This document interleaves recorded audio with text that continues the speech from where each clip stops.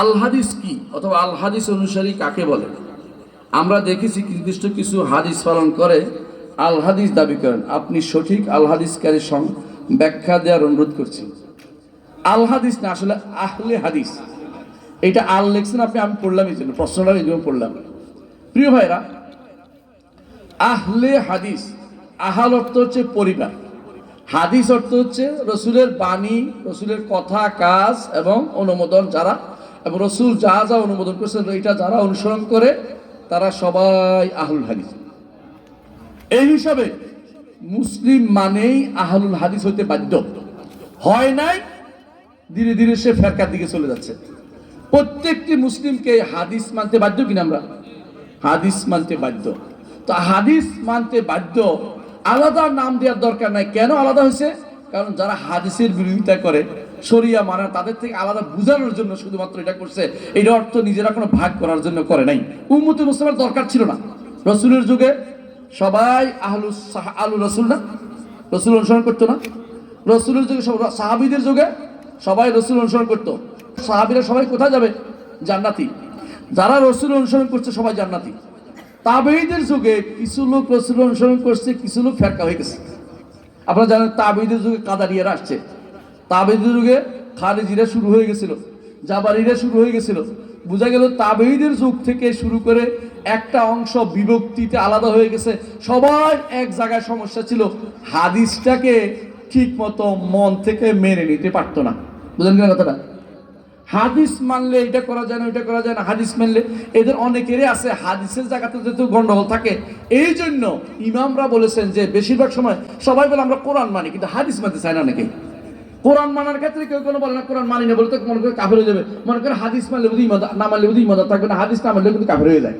কিন্তু এরা মনে করে হাদিসের এদিকে তাকায়, ওদিকে তাকায়, বাঁয়ের দিকে বলে মনসুখ হয়ে গেছে, বলে একবার বলে মনসুখ হয়ে গেছে, একবার বলে এটা না করলে কি হবে, একবার না বলে এইটা আগে ছিল, এটা তো আমাদের ইমাম করেন নাই। বিভিন্ন অজুহাত দেখিয়ে যারা হাদিস থেকে, আমল থেকে, হাদিসের আমল থেকে দূরে থাকতে চায়, তারা আসহাবুল হাদিস বা হাদিসের অনুসারী হতে পারে নাই। আসহাবুল হাদিস কোনো গায়ে লেখা নাই কারো। আপনারা যারা মনে করেন, যদি কোনো এটা মনে করে থাকেন যে জন্মসূত্রে আমি আহলে হাদিস হয়ে গেছি, তাহলে কিন্তু কথাটা ভুল। জন্মসূত্রে কেউ আহলে হাদিস হয় না, আমলি সূত্র হয়।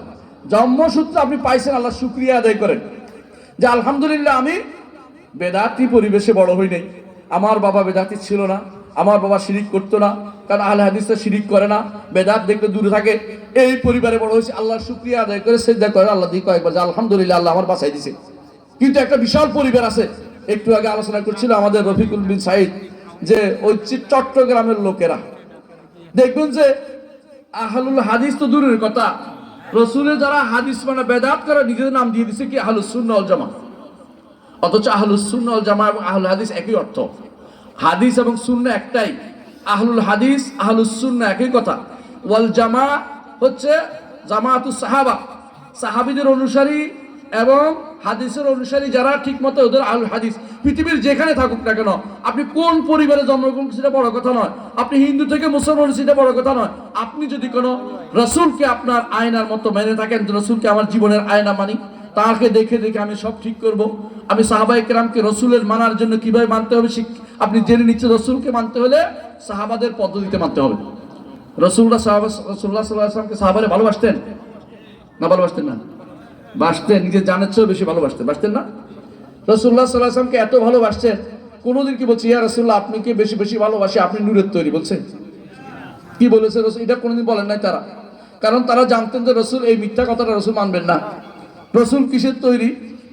আদম সন্তান। আদম কিসের তৈরি আমরা সবাই জানি, বাড়াবাড়ির দরকার নেই। প্রত্যেকটি রাসূল যে বাশার, আল্লাহ বারবার কোরআনে কারীমে বলেছেন। আপনারা বলেন না, নূরে মুজাসসাম, বাসারের ভিতরে নূরের উপরে জিসিম লাগাই দিছে, তার ছায়া হইতো না, তার গাইটা হইতো না, ওইটা হইতো না। এই জাতীয় মিথ্যা কথা বলি কেন মানছে? ভালোবাসার টানে করছেন না। এই ভালোবাসা বাবিল হুব্বিলা তালুমনি, ভালোবেসে মিথ্যাচার করবেন না। আহলুল হাদিসরা এই কাজটা করে না। সে আহলুল হাদিস নামদারি হোক বা না হোক, পৃথিবীর যেখানে থাকুক, তারা কোরআন এবং হাদিস মেনে চলে, সাহাবায়ে কেরামকে মেনে চলে।